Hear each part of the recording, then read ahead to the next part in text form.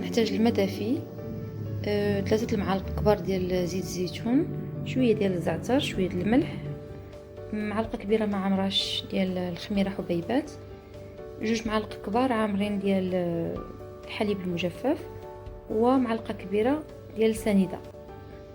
بالنسبه للبنات اللي يطلبوا مني انني نبقى نحط المقادير بالكاس العنبه، انا درت بالغرام 330 غرام ديال الدقيق الابيض، ما يعادل 3 ديال الكيسان عامرين ديال العنبه.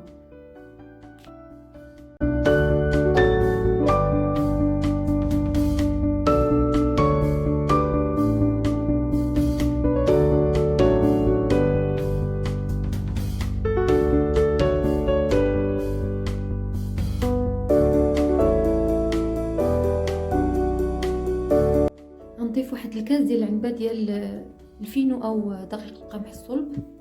انا غادي ندير واحد الحفيره ندير فيها الحليب، السكر،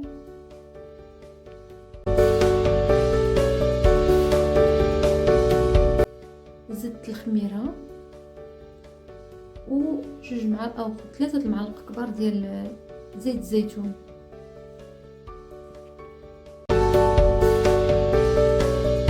ما نساوش واحد الرشيشه ديال الزعتر مطحون، وصافي غادي نعجن هاد الخليط بالماء دافي، وحتى كيبدا كتجمع العجينه عاد باش كنضيف الملح.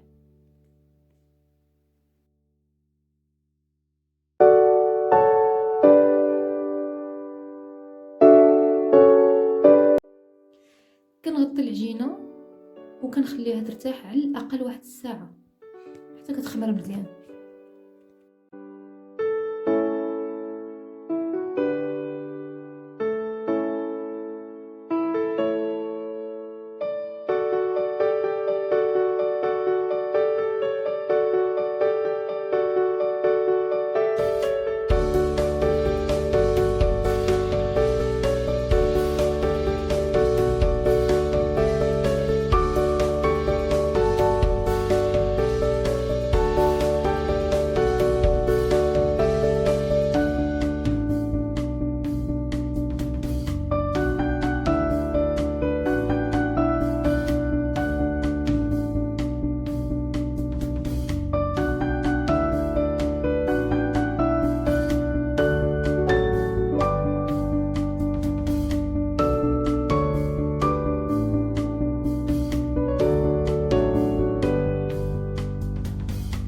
من بعد ما كتخمر العجينه مزيان كنديكازيها او كنخويها من الغازات، كنقطعها. انا غندير 2 ديال البيتزات كبارين وحده صغيره على قبل الدري صغار.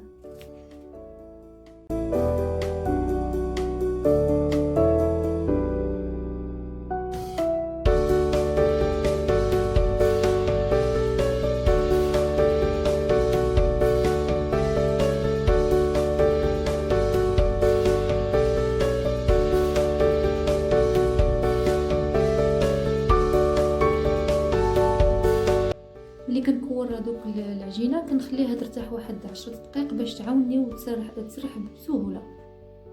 انا ملي ارتاحت مزيان غادي نرش سطح العمل مزيان بالطحين ونشكلها على شكل بيتزا دائريه كبيره.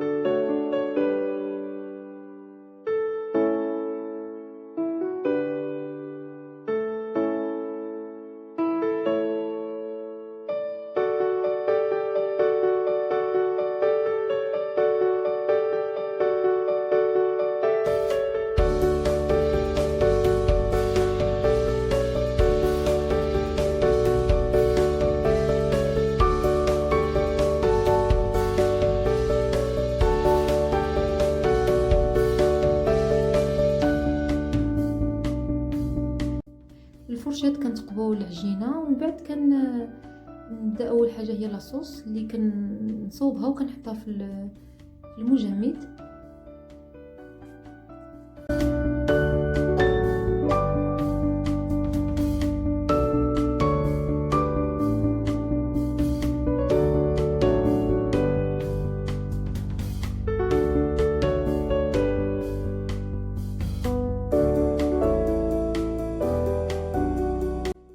كندير طريفات ديال الفلفله حمراء وصفراء وخضراء، اللي كنديرهم انا خضرين، ما كنشحرهم حتى شي حاجه، غير مقطعين رقيق. كذلك الفواكه البحر كنديرهم حتى هما خضرين. كلشي كيطيب في الفران.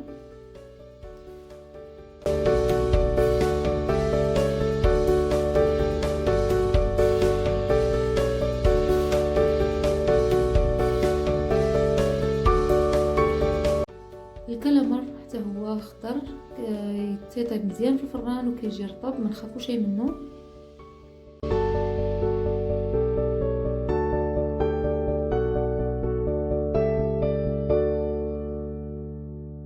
من بعد درت شويه ديال لي شامبينيون، ممكن تستغناو عليهم، لا شو كتبقى اختياريه. من بعد البصله انا كنقطعها بهذه الطريقه هذه، وخاصه هذه الحمراء كتجي منظرها زوين في البيتزا من غير المذاق كذلك.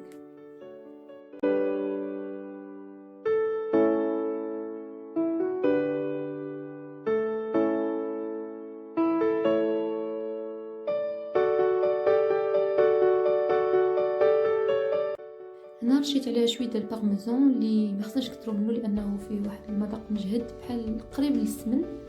بالنسبه للموزاريلا فانا فضلت انني نديرها مكعبات، كتجي احسن، كتذوب مزيان وكتجي منظرها احسن ملي كطيب. من بعد رشيش ديال زيت العود وشويه ديال الزعتر كذلك.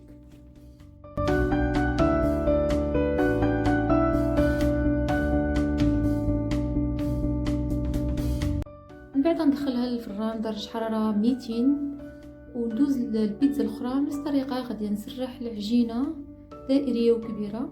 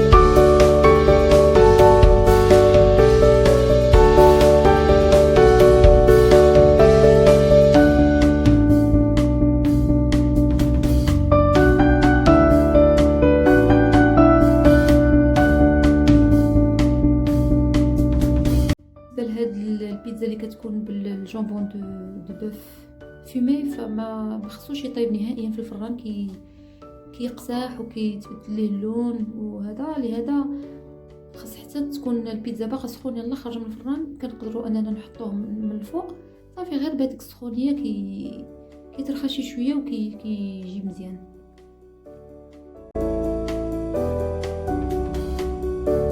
هذه البيتزا الاولى ديال الفروي دماغ كندير لها واحد الرشيشه ديال المعدنوس، من غير انه كيعطي منظر زوين بزاف، حتى المذاق كيجي زوين بزاف. كنتمنى انكم تجربوها وباش تلاحظوا الفرق.